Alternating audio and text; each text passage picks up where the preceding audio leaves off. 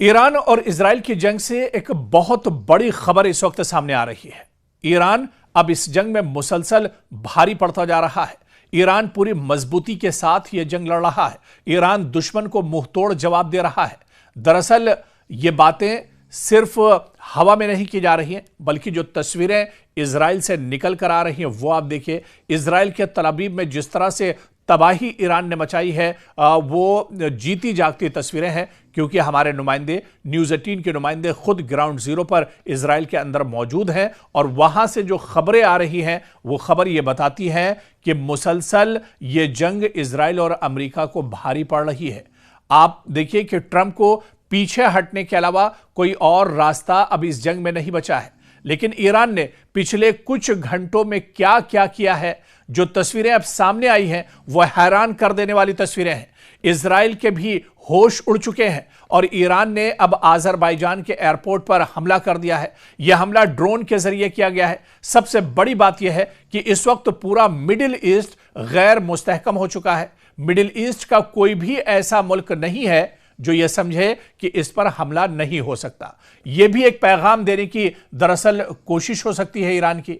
लेकिन जैसे ही यह हमला होता है तो आज़रबाईजान के सदर का बयान सामने आता है। वो कहते हैं कि इस हमले का हम अपने तरीके से बदला लेंगे। इसी वजह से पूरे मिडिल ईस्ट में इस कदर शदीद हमले देखने को मिल रहे हैं, क्योंकि अब इनके पास कोई एक ऐसा शख्स नहीं है जो इन्हें एक वाज़े हदफ दे दे या हिदायत दे दे।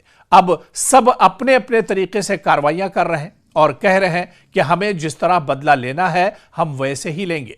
इसी वजह से आज़रबाईजान पर हमला किया गया। आज़रबाईजान पर हमले की एक बड़ी वजह यह भी है कि इजराइल और आज़रबाईजान के ताल्लुकात काफ़ी अच्छे हैं। इनके फौजी ताल्लुकात भी मजबूत हैं। आज़रबाईजान इजराइल से काफ़ी ज़्यादा ड्रोन खरीदता है और दीगर फौजी साजो सामान भी लेता है। और इसी वजह से आज़रबाईजान ईरान के लिए कहीं ना कहीं एक खतरा जरूर है, क्योंकि ईरान चाहता है कि उसके खिलाफ कोई भी जंग इस्तेमाल ना हो सके इस जंग में। और क्योंकि मुसलसल ऐसा हो रहा है, हम अमरीकी एयरबेसेस देख ही रहे हैं कि किस तरह पहले दिन से ईरान ने सबसे पहले अमरीकी एयरबेसेस को निशाना बनाया जो पूरे मशरिक़ वुस्ता में फैले हुए हैं। इजराइल में पहले दिन कम हमले हुए थे, लेकिन तकरीबन 400 मिसाइल पूरे मिडिल ईस्ट में दागे गए थे। इजराइल में इस वक्त सबसे कम हमले हुए थे जब सबसे ज्यादा हमले कतर में हुए थे। और अब आप देखिए कि अब ईरान ने भी अपने हमलों में शिद्दत लाई है।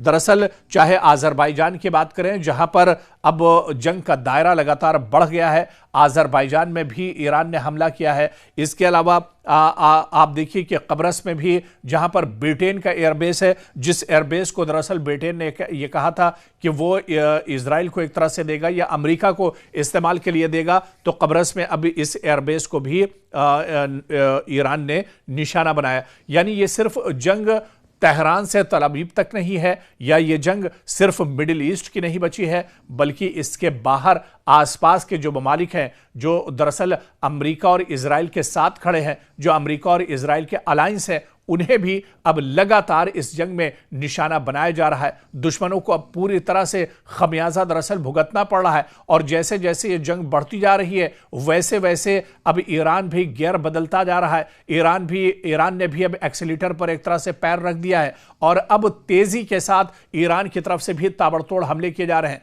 जिस तरह से यह खबर तल अवीव से आई थी और इजराइल ने यह खबर दरअसल वाज़े की थी कि ईरान की तरफ से खुर्रम शहर 4 मिसाइल का इस्तेमाल किया गया है। यह दरअसल एक क्लस्टर नुमा मिसाइल है जो दरअसल अपने हदफ तक पहुंचने से पहले ही हजारों बम एक साथ निकालती है और जो तकरीबन 8-10 किलोमीटर के दायरे पर एक साथ हमला कर सकती है।